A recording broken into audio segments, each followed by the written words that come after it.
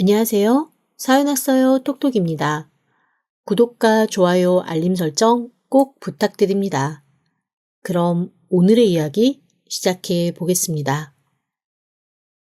사람이 뭔가에 몰두하면 눈을 감아도 그것만 보일 때가 있습니다. 흔히 운동에 미친 사람들이 눈을 감고 떠도 계속 그 운동하는 장면이 눈앞에 보인다고 하잖아요. 제 경우는 베이킹이었습니다. 제가 베이킹을 시작한 건 3번의 유산을 겪고 나서였어요. 어렸을 때부터 유난히 애를 좋아해서 동네 어르신들은 애가 애를 좋아한다며 신기해 하실 정도였죠. 제가 결혼을 일찍 했는데 결혼을 일찍 한 이유도 빨리 아이 낳아서 엄마가 되고 싶은 마음 때문이었습니다.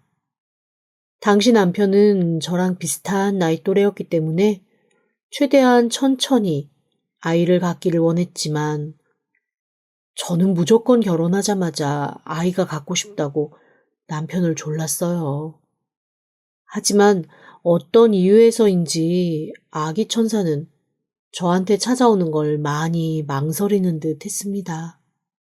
아무리 노력해도 안 되는 일이 있다는 걸 정말 저는 임신을 준비하면서 처음 깨달았어요. 아이가 생겼다가도 얼마 되지 않아 유산으로 잃고 또 아이가 생긴 후엔 유산으로 또 잃고 그렇게 몇 번의 유산을 반복하다 보니 제 건강도 안 좋아졌고 병원에서는 더 이상 임신 준비를 하지 않는 게 좋겠다라는 얘기까지 할 정도였습니다. 다른 사람한텐 몰라도 저한테는 그 말이 사형선고 같았습니다. 어쩌면 제 인생은 처음부터 끝까지 예쁜 아기를 낳아 예쁘게 키우고 싶다라는 그 욕망 하나로 이루어진 거니까요. 그렇게 몇 날 며칠을 세상 잃은 것처럼 누워서 시간을 보내다가 아무 생각 없이 손에 잡은 게 밀가루 봉지였습니다. 그리고 정말 약간 뭐에 홀린 사람처럼 빵을 굽고 과자를 굽기 시작했어요. 그렇게 몇 달이 지난 후 저는 빵과 과자를 제 자식처럼 여기게 되었습니다. 빵을 부풀리기 위해 제가 키우는 효모들이 있는데 그 효모가 봉긋봉긋하게 솟아오를 때마다 꼭 내 아이를 보는 것 마냥 마음이 흐뭇하고 행복하더라고요. 제가 그렇게 맨날 울고만 있는 게 아니라 무언가를 만들고 몰두하면서 제 인생을 찾아가기 시작하니 남편과 양가 부모님들도 오히려 응원하고 긍정적인 반응을 보여주셨습니다. 그렇게 1년을 집에서 혼자 베이킹에 몰두하다가 결국 베이킹 카페까지 창업을 하게 되었죠. 창업하는 과정이 마냥 쉽지만은 않았습니다. 제가 평생 회사만 다녀봤지 제 사업을 해본 적이 없어서 하나에서 10까지 뭐 하나 쉬운 게 없었거든요. 그럼에도 불구하고 빵과 과자를 굽고 만들고 그걸 좋아하는 사람들에게 팔 수 있다는 것만으로도 저한테는 삶의 의미를 다시 한번 되새기는 듯 행복한 시간들이었습니다. 그렇게 열과 성을 다해서 레시피를 만들고 카페를 개업했어요. 처음부터 쉽지는 않았죠. 하지만 좋은 재료로 맛있게 만든다는 소문이 돌면서 점점 손님들도 많아졌고 가게도 잘 되기 시작했습니다. 처음에는 그냥 소일거리로 한번 집에서 하는 것처럼 부담 없이 해보라고 했던 남편도 점점 제가 벌어들이는 수익이 남편 수익의 2배, 3배, 4배, 결국 10배 이상이 되니 회사를 그만두고 제가 하고 있는 카페에서 일을 할까? 라는 얘기까지 하더라고요. 사실 그것 때문에 엄청 많이 싸우기도 싸웠습니다. 저는 남편은 남편대로 그래도 일을 하는 게 안정적일 거라고 생각을 했거든요. 왜냐하면 주변에서 다 더 이상 아이 갖는 거 미련 갖지 말라고 했지만 저는 그걸 포기할 수가 없었어요. 그래서 조금 제 마음에 안정이 찾아오면 다시 한번 임신을 시도해 볼 마음이 있었거든요. 그런데 남편은 그런 건 다 잊고 아예 돈 버는 거에 올인할 생각인 듯 했습니다. 몇 번 그 문제 가지고 싸우다가 제가 이렇게 얘기했거든요. 여보, 나 이걸로 조금 내가 정신 차리고 아르바이트생으로 가게가 안정적으로 돌아가면 나 다시 한번 아이 준비하고 싶어. 뭐라고?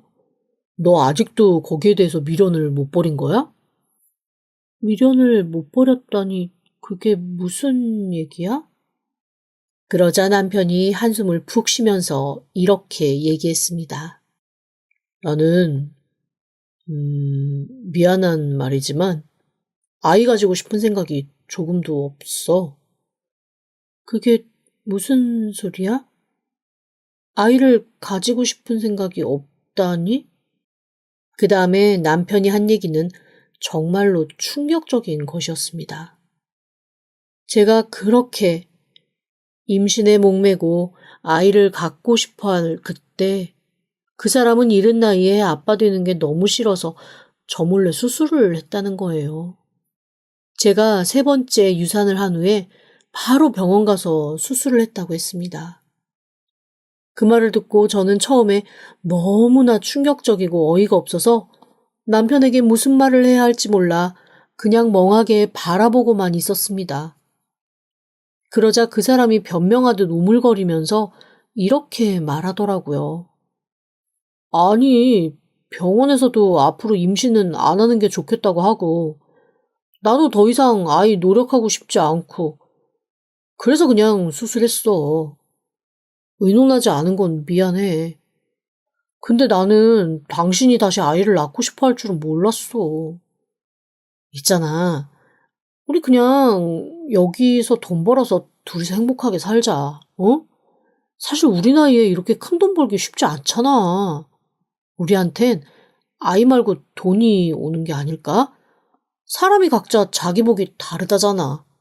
우리 복은 아이가 아니라 돈인가 봐. 나 당신이 이렇게 사업 능력이 있는 줄도 몰랐고, 이렇게 좋은 재주가 있는 줄도 몰랐거든? 알았으면 진작에 이걸로 지원을 해줬을 텐데. 어쨌건 이제 더 이상 아이에 대한 미련은 버리고, 우리 그냥 돈 많이 벌어서 둘이 여행 다니면서 그렇게 행복하게 살자. 어? 미안해. 미리 말 못한 건. 그런데 나는 정말로 아이를 갖고 싶진 않아. 남편의 그 말을 듣고 저는 사실 세상이 무너지는 것 같았습니다. 제가 얼마나 아이를 원하고 좋아하는지 아는 사람이, 그리고 제가 아이를 잃고 얼마나 바닥까지 기어 들어갔던 사람인 걸 아는 가장 가까이에 있는 그가 제 마음을 이해하지 못한 거니까요. 그저 제가 아이를 잃고 나서 제 마음을 추스리기 위해 시작한 일과 거기서 벌리는 돈을 더 반가워하는 걸 보니 과연 내가 이 사람을 믿고 살아도 되나라는 생각마저 들 정도로 큰 좌절이 몰려왔습니다. 게다가 자기 몸에 손을 대는 그런 큰일, 그걸 저와 논의도 없이 진행했다는 것도 저는 너무나 큰 충격이었습니다. 며칠 동안은 가게 일도 제대로 못할 정도로 쇼크를 받아서 어찌해야 할지 모르겠더라고요. 남편을 보는 것도 괴롭고 하다못해 효모가 톡톡 튀며 자라나는 것만 봐도 눈물이 쏟아질 지경이었어요. 남편은 자기가 그래도 잘못한 걸 알기는 하는지 손이 발이 되게 빌면서 저한테 잘못했다고 용서해달라고 자기가 아이 목까지 더 잘하겠다고 빌기 시작했습니다. 나중에 시부모님도 그 사실을 아시고 남편 등짝을 부서져라 내리치시면서 네가 어떻게 그럴 수 있냐고 아주 혼쭐을 내시긴 하셨어요. 솔직히 그 과정에서 저희 친정 부모님이 저를 좀 더 서운하게 한 건 사실입니다. 뭐 이해는 해요. 엄마는 계속 제가 아이를 갖기 위해 노력하면서 몸이 망가져가는 걸 누구보다 슬퍼하셨으니까요. 한편으로는 남편한테 결단 잘 내려서 잘했다라고 얘기를 하시면서도 그냥 나중에 그래도 의논을 좀 해보지 그랬냐고 슬그머니 한마디 하시는 것 같더라고요. 그런데 또 의논을 해봐야 제가 지금보다 더 펄펄 뛰고 난리칠 게 뻔했으니 그냥 잘 저질렀다 하는 마음이 더 크신 것 같았습니다. 다만 시부모님은 사실 자손에 대한 집착이 좀 있으신 분들이기 때문에 제가 유산을 몇 번 했을 때도 살짝 이중적인 모습을 보이셨거든요. 한편으로는 며느리를 걱정하는 좋은 시부모의 모습처럼 보여야 되니 네 몸만 건강하면 된다고 말씀을 하셨지만 한편으로는 우리 집 대가 끊기겠구나, 우리는 손지 볼 일은 글렀구나 라며 저를 조금 원망하신 듯한 모습도 보였습니다. 그걸 다 알고 있기 때문에 당신 아들이 아예 모든 가능성을 다 차단해버리는 선택을 하니 그거는 또 노여우셨던 모양입니다. 어쨌건 남편이 그렇게 사고를 확 쳐버리는 바람에 저는 사실 마지막 희망까지 사라진 상태였죠. 정말로 제게 남은 건 가게밖에 없었습니다. 그때부터 저는 진짜 열심히 가게를 꾸려나가기 시작했어요. 잠자는 것도 있고 밥 먹는 것도 있고 진짜 가게에만 몰두했습니다. 참 사람이 고맙기도 하고 신기하기도 한 게 모든 것을 걸고 집중하고 매달리면 거기에 대한 보상은 또 주어지는 게 세상 이치인 모양이더라고요. 저희 집 음식들이 다 맛있고 좋은 재료로 정성껏 한다는 소문이 나서 가게는 점점 번창했고 알바생 구하는 것도 다른 집에 비해 훨씬 수월했습니다. 다들 와서 일하면서 배우고 싶어하는 그런 집이 됐거든요. 저는 경력이 많은 사람도 좋지만 그냥 저와 결이 맞고 이해하면서 함께 일할 사람을 구하는 게 훨씬 중요하다는 생각에 알바생 구하는 건 몹시 공을 들였습니다. 초반에 어머님이 친구 딸을 한번 소개해 주신 적도 있었고 경력 많은 사람을 써본 적도 있었는데 결국 저랑 맞는 사람은 따로 있더라고요. 그렇게 구한 알바생이 지금 저와 함께 일하는 희연이에요. 희연이는 나이 드신 할머니와 함께 사는 소녀 가장인 아이였습니다. 특성화 고등학교에서 제과제빵을 전공한 학생이기도 했고요. 학교를 졸업하고 바로 취업을 할 수 있는 상황이었지만 할머니가 너무 편찮으셔서 할머니 간병 때문에 그 기회를 놓쳤다고 했습니다. 그 이후에는 뭐가 잘 안 풀렸는지 여기저기 아르바이트를 전전하며 살고 있더라고요. 처음에 면접을 봤을 때부터 아이가 참 반듯하고 욕망도 있고 열심도 있는 것 같아서 몹시 마음에 들었거든요. 게다가 요즘 애들 같지 않게 너무 예쁜데 본인이 예쁘다는 걸 별로 생각하지 않고 꾸미는 것보다는 그저 열심히 사는 거에 관심이 더 많은 것 같은 그 모습도 너무나 사랑스러웠습니다. 남편도 그런 희연이가 너무 대견하다며 한 번씩 조카 같다는 둥, 괜히 좀 도와주고 싶은 마음이 생긴다는 둥 하면서 희연이를 몹시 예뻐했습니다. 일도 참 잘해서 그 아이가 들어오고 나서 얼마 되지 않아 저는 많은 것이 편해졌어요. 특히 전공으로 제빵을 배워서 그런지 딱히 제가 시키지 않아도 알아서 재료 준비라든지 제가 미처 챙기지 못한 사소한 것들을 꼼꼼하게 잘 챙겨주더라고요. 제빵을 하다 보면 아무래도 시간을 잘 지켜줘야 되는 몇 가지 요소들이 있거든요. 너무 두면 발효가 많이 돼서 빵이 맛이 없어진다거나 오븐에 오랫동안 두면 자칫 잘못해서 바삭함을 넘어 타버린다거나 그런 일들이 종종 발생을 합니다. 그런데 희연이는 그걸 아주 예민하게 잘 감지해내는 아이였어요. 제가 지켜보니 성실하고 노력하는 모습도 있지만 무엇보다 기본적으로 타고난 게 아주 예민하고 민감하고 눈치가 빠른 친구더라고요. 이런 아이가 정말 잘 돼야 되는데 라는 생각을 항상 하면서 아끼지 않고 최선을 다해 희연이에게 많은 것을 알려주려고 했습니다.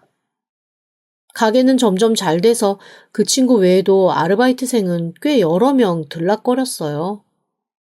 제가 처우를 그렇게 나쁘게 하는 편은 아니어서 다들 한 번이라면 오래 일하는 편이었고 어느새 저는 그 친구들한테 그냥 자식 같은 마음을 가지게 되었습니다. 제가 직접 낳은 아이가 없으니 그냥 이 친구들을 다 내 자식이다 생각하고 키우기 시작한 거죠. 그 무렵 남편은 저를 정말 오래 졸라 결국 회사를 그만두고 저와 함께 매장에서 일을 하기 시작했습니다. 그런데 솔직히 말하면 남편이 그렇게 큰 도움은 안 되었어요.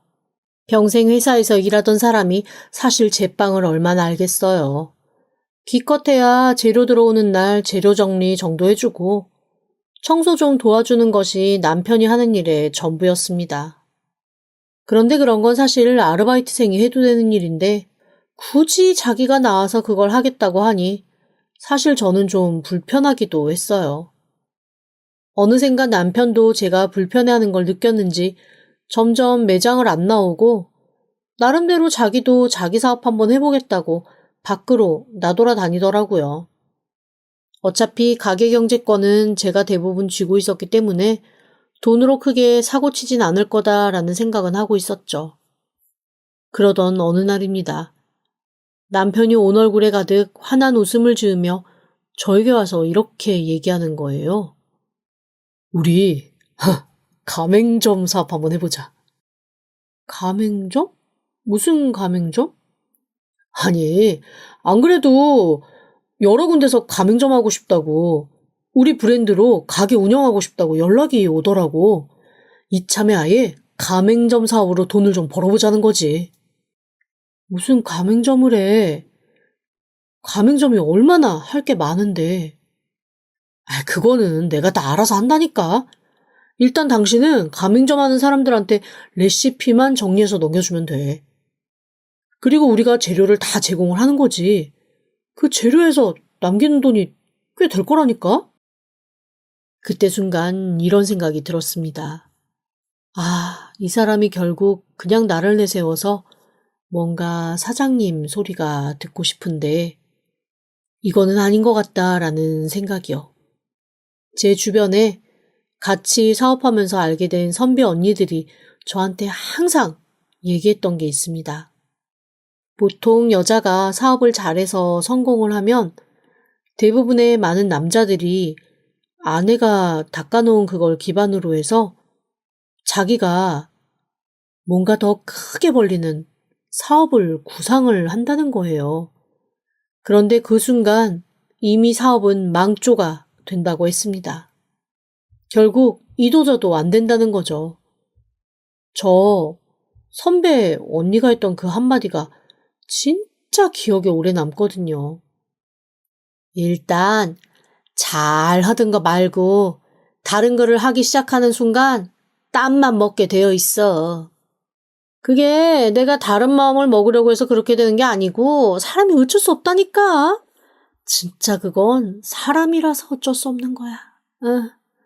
주변에서 갑자기 사장님 하지, 가맹점 하자, 프랜차이즈 하자, 꼬시지. 갑자기 월급쟁이일 땐 상상도 못할 돈들이 왔다 갔다 하지. 내가 오케이 사인만 하면 그 돈이 당장 내 통장에 꽂힐 것 같지. 그러면 그때부터 욕심이 드글드글 자라는 거야. 그렇게 되면 내가 사업을 고민하기도 전에 내 어깨에 뽕부터 들어가서 주변을 둘러볼 수가 없게 한다니까. 남편 바람 안 들게 조심해. 그래서 나는 부부 중에 한 사람이 사업을 하면 나머지 한 사람은 사업과는 완전히 관계없는 그런 일을 해야 된다고 생각해. 가족끼리 같이 사업하는 거 아니야. 나는 가족 사업한 사람이 제일 독한 것 같아. 아우, 지긋지긋해. 저한테 이 얘기를 해주신 언니는 2번의 이혼을 겪은 언니고 2번 다 남편이 사업에 손을 같이 담갔다가 크게 갈등 일으키고 헤어진 분이었거든요. 저를 붙들고 얼마나 신신당부했는지 모릅니다. 안 그래도 제가 남편이 회사 그만두고 저랑 같이 사업하고 싶어 한다고 하소연을 했었거든요. 그 얘기를 듣자마자 펄쩍 뛰며 절대 안 된다고 끝까지 회사 다니게 하라고 하셨던 분입니다. 그런데 남편이 갑자기 프랜차이즈 하자며 저한테 레시피 내놓으라고 하는 그 모습을 보니 그 언니가 확 떠오르면서 남편한테 실망감이 몰려왔습니다. 그리고 그때부터 저희 부부의 전쟁은 시작되었어요.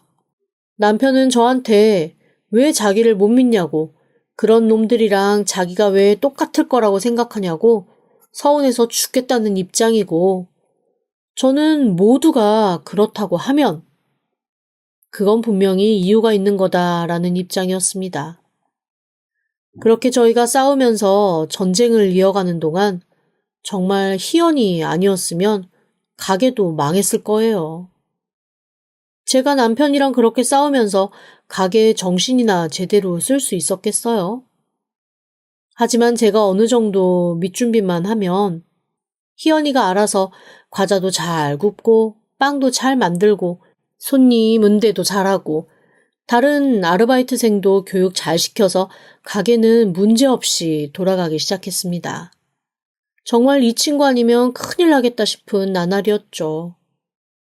그리고 다행히 남편도 저랑 몇 달을 냉전을 거치며 전쟁을 치르고 나더니 프랜차이즈는 포기한 모양이더라고요. 그리고는 또 잠잠해지기 시작했습니다. 차라리 잠잠히 제가 벌어다주는 돈으로 놀러 다니는 게 속편하다 싶은 생각에 남편이 뭘 하는지 묻지도 않고 궁금해하지도 않는 어느 날이었습니다. 희연이가 갑자기 저한테 연락도 없이 무단 결근을 하기 시작했습니다. 처음 하루는 그냥 걱정하면서 어디 아프냐, 혹시 할머니 잘못되셨냐 연락만 하고 말았는데 이틀이 지나고 3일이 지나니 점점 더 걱정이 되기 시작하더라고요. 주변 아르바이트 하는 애한테 물어봐도 답이 없고 희연이가 고용계약서에 쓴 주소를 찾아가도 아무도 없었습니다. 이렇게 사라질 애가 아닌데 사라진 게 더 의심스러웠죠. 희연이는 그렇게 보름을 연락 없이 나타나지 않았습니다. 희연이 걱정에 마음이 싱숭생숭하던 그때 알바생 하나가 저한테 머뭇거리며 다가와 할 얘기가 있다고 하더라고요. 저 사장님 드릴 말씀이 있어요. 응? 무슨 얘긴데? 혹시 희연이 얘기야?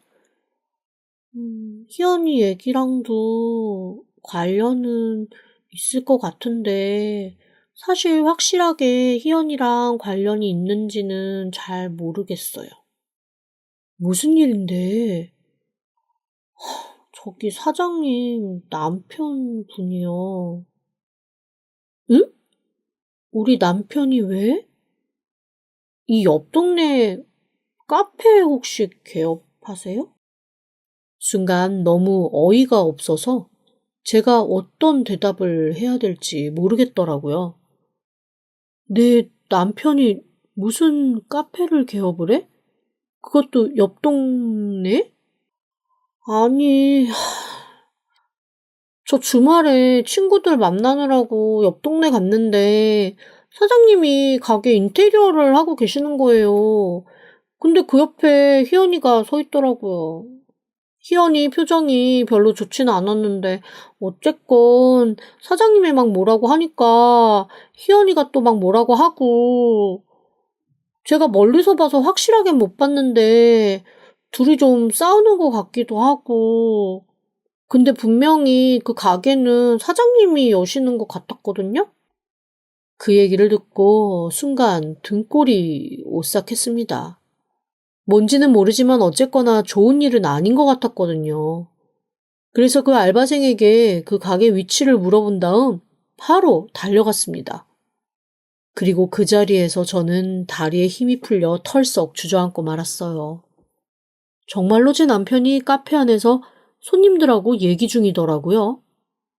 그런데 너무 어이없는 건 가게의 인테리어, 파는 메뉴, 그리고 종업원들이 입고 있는 옷까지 제 가게와 너무 비슷한 겁니다. 희연이는 보이지 않았어요. 하지만 남편은 손님 접대를 하고 있더라고요. 제가 가게 문을 벌컥 열고 들어갔습니다. 어서 오세요 라고 인사하며 고개를 돌리는 남편이 순간 얼굴이 하얘지더라고요. 여보, 당신이 여긴 어떻게... 당신은 지금 여기서 뭘 하는 거야? 이게 대체 뭐야? 이거 완전히 내 가게랑 똑같잖아. 저기, 손님들 계시니까 나중에 얘기하자. 여기서 얘기해. 이게 무슨 짓이야? 당신, 나한테 말도 없이 내 가게 카피해서 지금 여기다가 당신 가게 차린 거야? 아니, 당신 가게가 맞아? 아니, 그게 아니고, 내가 프랜차이즈 얘기했었잖아. 근데 당신이 계속 프랜차이즈에 대해서 부정적이니까 내가 이걸로 성공 사례를 딱 만들어서 보여준 다음에 이거 봐라, 이렇게 잘 된다. 그러니까 우리 프랜차이즈 한번 해보자라고 당신한테 얘기를 하려고 했었어. 근데 여기는 어떻게 알고 온 거야? 너무 어이가 없었습니다. 사실 바로 옆 동네라고는 하지만 제가 평생 가야 가지 않는 동네기는 해요. 일하기도 바쁘고 지역구도 달라서 제가 그 동네를 갈 일이 없거든요. 손님이 그렇게 겹치는 것도 아닙니다. 만약에 남편이 아닌 다른 사람이 비슷하게 이 가게를 냈다면 저는 솔직히 신경도 안 썼을 것 같아요. 왜냐하면 거기 손님이랑 우리 손님이랑 겹치지도 않을 뿐더러 제 거를 따라했다고 해서 제 맛이나 레시피를 구현할 수 있을 거라고는 생각하지 않거든요. 그런데 쇼케이스 안에 들어있는 각종 케이크와 과자, 그리고 음료 메뉴는 제가 매장에서 팔고 있는 것과 너무나 똑같은 것이었습니다. 성큼성큼 걸어 들어가 당황한 아르바이트생을 밀치고 쇼케이스 안에 있는 케이크를 꺼내 맛을 봤습니다. 그런데 제가 만든 것과 너무 비슷한 거예요. 특히 자몽 케이크 같은 경우는 저만의 특별 레시피가 있어서 그게 들어가야만 이 맛이 나는 게 있는데 딱 그 맛이 나더라고요. 이거는 분명 내부인이 도와준 게 분명했습니다. 왜냐하면 남편은 레시피에는 전혀 관심이 없는 사람이니까요. 이거 희연이가 도와줬어? 희연이 이름이 나오자 남편의 표정이 확 굳더라고요. 걔 이름이 여기서 왜 나와? 아니야. 그런데 참 이상하죠. 남편이 그렇게 딱 잡아떼는 걸 보니 저는 더 희연이가 도와준 거라는 확신이 올라오기 시작했습니다. 희연이 어딨어? 이거 분명히 희연이가 도와준 거지? 여기 들어있는 이런 재료 맛이나 이런 거 희연이 아니면 도와줄 사람이 없을 텐데. 아니라니까 왜 그래? 딱 잡아떼는 남편을 밀쳐내고 그 자리에서 저는 쇼케이스 안에 있는 모든 케이크를 꺼내 남편에게 죄다 뒤집어 엎어버렸습니다. 꼭 미친 사람처럼 네가 내 뒤통수를 이렇게 치냐며 난리를 부렸죠. 그랬더니 세상에 남편이 어떤 반응이었는지 아세요? 기물파손죄, 무단 침입죄로 저를 고소하겠다고 펄펄 뛰더라고요. 그래서 저는 또 저대로 마음대로 해라. 너 지금 이거 완전히 나한테 사기치는 거다. 우리 한번 제대로 서로 갈 때까지 가보자 라고 했죠. 그날부터 저희의 잔인하고 힘든 소송의 시간이 이어졌습니다. 저는 당연히 남편에게 이혼 소송을 걸었습니다. 남편은 어이없게도 이혼할 거면 자기한테 카페 지분의 절반을 달라고 하더라고요. 그 카페를 여는 데 있어서 자기의 역할이 컸다나요? 그 모든 것을 소명하고 증명하는데 정말 영혼이 탈탈 털리는 기분이었습니다. 내가 왜 여기서 이런 걸 하고 있어야 되나? 왜 이 사람에게 내가 애써 만든 모든 거를 뺏겨야 하는가? 라는 서러움이 밀려들어 왔죠. 그리고 끝끝내 제 눈에 나타나지 않은 희연이가 너무나 원망스럽고 미웠습니다. 그런데 소송을 진행하면 할수록 저는 뭔가 이상한 걸 느꼈습니다. 저는 100% 남편을 도와준 사람이 희연이라고 생각했거든요. 그런데 아무리 뒷조사를 하고 이것저것 알아봐도 희연이가 남편을 도왔다는 흔적은 조금도 나오질 않는 거예요. 처음에는 괘씸했습니다. 아주 꽁꽁 숨을 만큼 애써서 숨었구나라는 생각에 어린 게 참 잔망스럽다라는 원망도 정말 많이 했습니다. 어쨌거나 저는 남편한테 조금도 뺏기고 싶지 않았고 희연이도 용서하기가 어려웠습니다. 그렇게 계속 남편의 뒤를 캐던 어느 날이었습니다. 제가 남편한테 사람을 하나 붙여뒀었거든요. 분명 내부에 있는 누군가가 남편을 도와준 건 확실한데 가게에 그 사람이 도통 나타나지 않으니 누군지 알기 위해서는 24시간 사람을 붙여야 했습니다. 그리고 그 사람이 전해준 사진을 보고 저는 사실 너무 깜짝 놀랐습니다. 세상에, 저희 시어머니가 예전에 초반에 저희 집에서 아르바이트 했던 사람이랑 같이 가게에서 뭔가 얘기를 하고 있는 장면이 사진이 찍힌 거예요. 제가 전혀 생각조차 하지 않았던 사람이어서 사실 그 사진을 받고 이게 대체 무슨 일인가 멍해서 바라보기만 했습니다. 이후에 제가 알아낸 사실은 너무 기가 막힌 것이었습니다.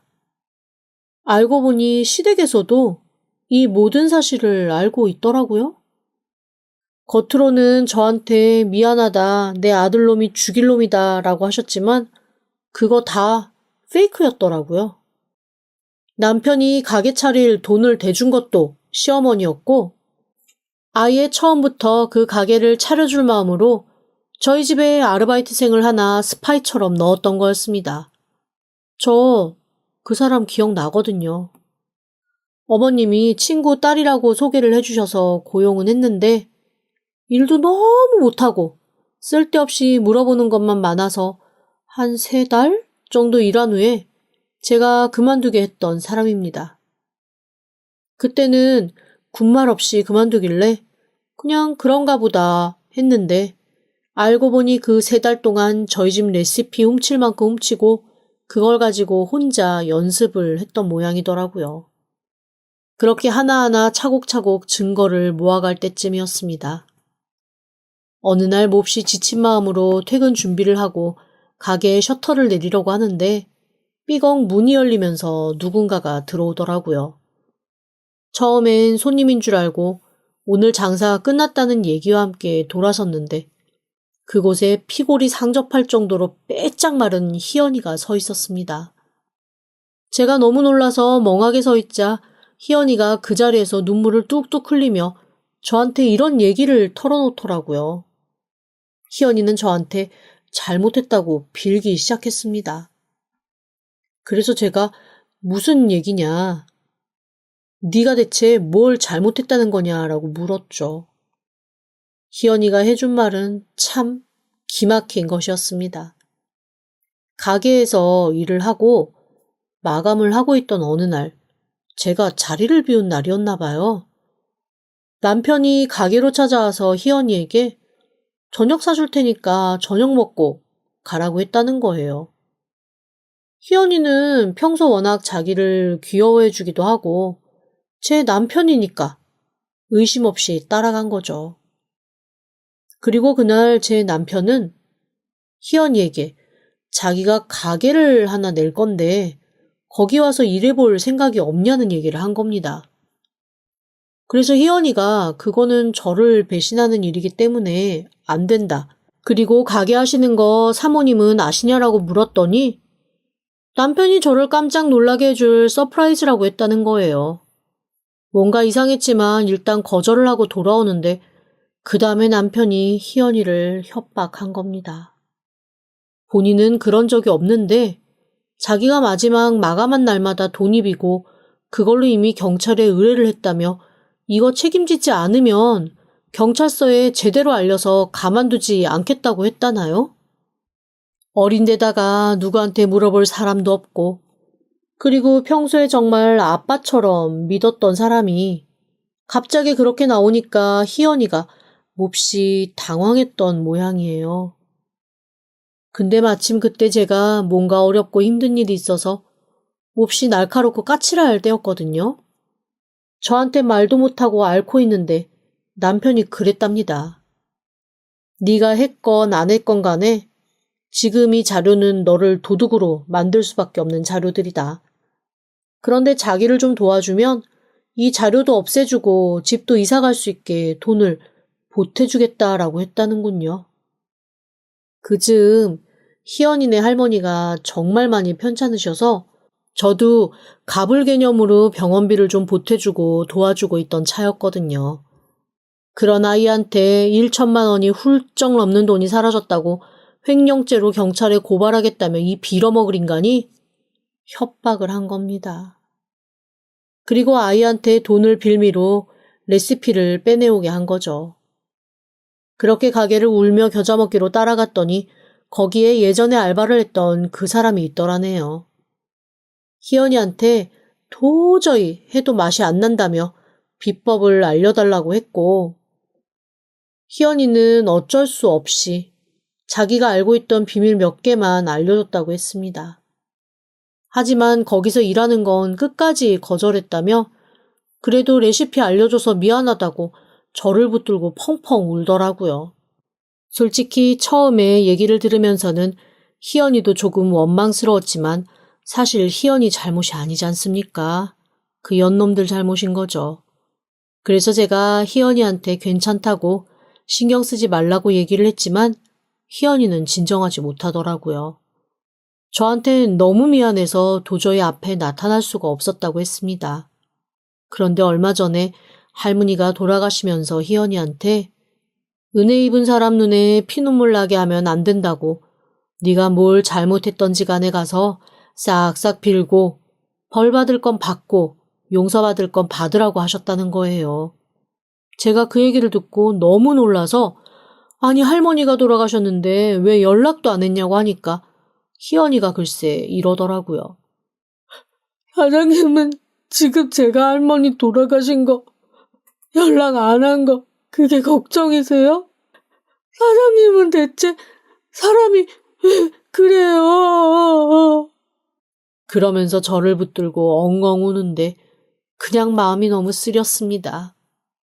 어린 게 이때까지 얼마나 마음고생을 했을까 싶기도 하고 이 망할 년놈이 대체 이 애한테 무슨 짓을 한 건가 싶기도 하고요. 사실 이것저것 준비하고 소송하는 거에 좀 지쳐서 이쯤 하고 그만둘까라는 생각이 조금씩 들던 차였는데 희연이가 그렇게 피골이 상접한 모습으로 제 앞에서 펑펑 우는 걸 보니 이야 이거는 절대 내가 용서할 수 없겠다라는 마음이 확 들어오더라고요. 그래서 희연이에게 조금 더 자초지종을 물었죠. 아이고 그 두 사람 아니나 다를까 내연관계였습니다. 그리고 저를 더 충격에 빠뜨린 건 제가 셋째 아이를 유산했을 그 즈음에 그 내연녀는 임신을 했더라고요. 그래서 이 사람이 더 이상 아이에 대한 미련이 없어 수술까지 한 거였습니다. 배신감에 몸이 덜덜 떨려왔어요. 저는 아이를 잃고 방바닥을 긁어가며 속창 다 쏟아내며 울부짖던 그때 이 인간은 딴 여자 사이에서 아이 낳고 희희낙낙 나 이제 아빠 됐네 했다는 거잖아요. 정말 너무나 기막히고 어이가 없고 원망스러웠습니다. 도저히 용서할 수 없더라고요. 저는 고민 끝에 이혼을 하지 않기로 했습니다. 제가 한참 이혼 준비를 할 때 왜 그 사람이 그래 어서 한번 제대로 이혼해봐. 누가 손해인지 한번 보자. 이런 식으로 나왔는지 그제서야 알게 되었습니다. 제가 이혼을 하면 어쨌거나 재산 분할하고 자기는 그 내연녀와 새로운 카페 운영하면서 아이와 함께 행복하게 살 생각이었겠죠. 그런데 저는 그 꼴은 못 봐주겠더라고요. 특히 남편이 사통에서 낳은 그 아이가 남편의 아이로 행복하게 사는 꼴은 더더욱 못 보겠다는 생각이 들었습니다. 그래서 남편에게 이혼 안 할 거라고 그랬죠. 남편이 너무 당황을 하더라고요. 그게 무슨 소리야? 이혼을 왜 안 해? 안 할 거야? 할 필요가 없어서. 나 이혼하면 너 바람핀 그 사람이랑 낳은 아이, 네 아들로서 행복하게 너랑 같이 사는 꼴 되잖아. 나 그 꼴은 못 보겠어서. 뭐라고? 너 그걸 어떻게? 세상에 비밀이 어디 있니? 그 아이는 아마 계속 네 아들이 아닌 상태로 살게 될 거고, 나는 너와 그 여자가 가정을 이루고 사는 꼴은 못 보겠으니까 그냥 너희들이 알아서 잘 살아봐. 어쨌건 나는 이혼해주지 않을 거니까. 그 얘기를 듣고 남편은 너무 당황하면서 말을 어버버 어떻게 말해야 될지 모르겠다는 얼굴로 저를 멍하게 보고만 있더라고요. 저는 그 여자에게 상간녀 소송을 진행하기로 했습니다. 뭐 예전처럼 간통죄가 있거나 한 건 아니어서 딱히 어떻게 벌을 줄 순 없지만 적어도 그 여자한테 상간녀라는 프레임은 씌워주고 싶었거든요. 소송을 진행하니 불에 댄 듯 펄펄 뛰더라고요. 자기는 몰랐다나요? 그래서 제가 너무 어이가 없어서 너 우리 집에서 아르바이트 할 때부터 이 사람이 내 남편인 거 알지 않았냐고, 상간녀뿐만 아니라 영업비밀 빼나가서 사업체 차린 사기까지도 제가 죄를 묻겠다고 딱 선언을 해버렸습니다. 그리고 시부모님한테도 얘기했죠. 앞으로 저한테 며느리돌이 일절 기대하지 마시라고요. 이런 식으로 남편한테 상간녀 직접 소개해 주시고 당신 아들 사업하게 며느리 사업비밀 빼내서 돈 된 거 저 안 잊어버릴 거라고 말이죠. 시부모님 두 분 다 아주 꿀먹은 벙어리가 되시더라고요. 그리고 희연이한테는 이렇게 얘기했습니다. 그냥 앞으로 제 딸로 살라고요. 비록 아빠가 변변찮지만 평생 안 보고 사는 아빠다라고 생각하고 저랑 같이 이 가게 운영하면서 같이 살자고 했습니다. 남편이 제 재산 가져갈까봐 별로 걱정도 안 해요. 저 버는 족족 그냥 희연이 줄 겁니다. 제가 번 돈 남 주겠다는데 누가 뭐라고 하겠어요? 어쨌건 저랑 희연이는 모녀처럼 오늘도 함께 빵을 굽고 과자를 구우며 행복하게 살고 있습니다. 옆 동네에 남편과 남편 내연녀가 차린 그 가게는 아우 소문이 어찌나 빨리 났는지 사람들이 더러운 불륜 커플이 하는 더러운 가게라고 발길을 뚝 끊고 오히려 먼 길 찾아 저한테 와서 대신 사주고 힘내라고 하고 가는 바람에 그냥 저희 가게 손님만 더 늘었어요. 어떻게 보면 저로서는 고마운 일이죠. 그 두 사람이 어디서 뭘 하고 사는지는 잘 모르겠네요. 어디선가 또 비슷한 레시피를 가지고 카페를 하더라도 누구 한 사람만 알아차리면 또 소문이 나고 그 소문난 것 때문에 또 도망가는 일을 반복하겠죠. SNS가 가끔 무섭기도 하지만 저한테는 그 SNS가 그 어떤 복수의 수단보다 훌륭한 매체가 되더라고요. 어쨌건 지금 저는 희연이와 함께 이렇게 가게를 하며 살고 있는 지금이 참 행복하고 기쁩니다. 이 친구 잘 키워서 진짜로 멋진 가게 하나 내주고 싶어요. 그때 되면 저는 은퇴하고 그냥 희연이 도와서 조용히 제가 좋아하는 빵과자나 구우면서 유유자적하게 한번 살아보려고요. 희연이가 자기가 꼭 그렇게 될 수 있게 효도하겠다고 약속했거든요. 지금까지 들어주셔서 감사합니다. 구독과 좋아요, 알림 설정은 사연 왔어요 톡톡에게 큰 힘이 됩니다. 지금 바로 구독 부탁드립니다. 그럼 다음 사연으로 또 찾아오겠습니다. 감사합니다.